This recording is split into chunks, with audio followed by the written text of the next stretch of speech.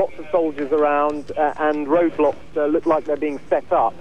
It's very difficult to gauge what exactly the army is doing. It appears they are blocking off some streets, so we're not sure if they're throwing a cordon around the royal palace, which is where we are at the moment, or if they are in fact just coming out to sort of calm the people. It's not clear at the moment. We've just driven past army headquarters and there was not much activity there, but there is certainly a lot of tanks and armoured vehicles on the streets that we've just driven past. Can we call this a coup, or is it still too early to tell, Dan? Well, when does a coup become a coup? I mean, I think it's a little early at the moment, but all the indications are there. The army is on the streets. The Prime Minister is out of the country. He has been an embattled and controversial Prime Minister and has been clinging on to power for several months now. There have been rumours of coups in the last few weeks, and certainly it would not be a surprise, let's put it that way, if this turned out to be a coup d'etat in Thailand.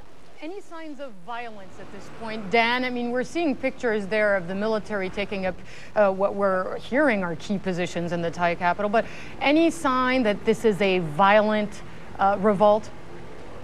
Absolutely not. At the moment, everything is completely peaceful. We're just going to set up at the moment our equipment so we can see some pictures. But while I'm talking to you on the phone while my crew are doing that, it is very peaceful. It's quiet. I'm at an intersection, one of the main intersections in front of the Royal Palace. There is a tank parked in the middle of the street. There are several soldiers around erecting barriers.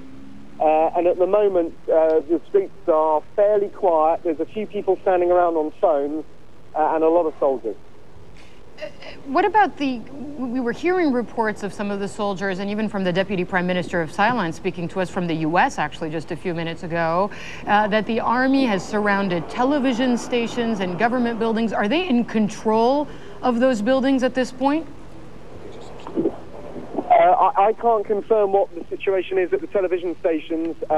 We've just come from the embassy area, and it was very quiet there. There were no soldiers there. We were at the U.S. embassy. It was very quiet there. All I can tell you at the moment is what we can see, and what we can see are what we think are members of the Royal Guard surrounding the Royal Palace. Now, whether that means they are simply protecting the king from another faction of the army, or whether the army itself is staging a coup, is pretty difficult to gauge at the moment. Let's put this all in perspective for our international viewers, Dan.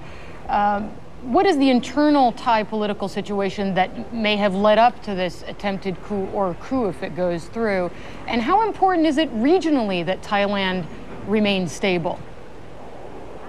Well, I think regionally it's critical Thailand remains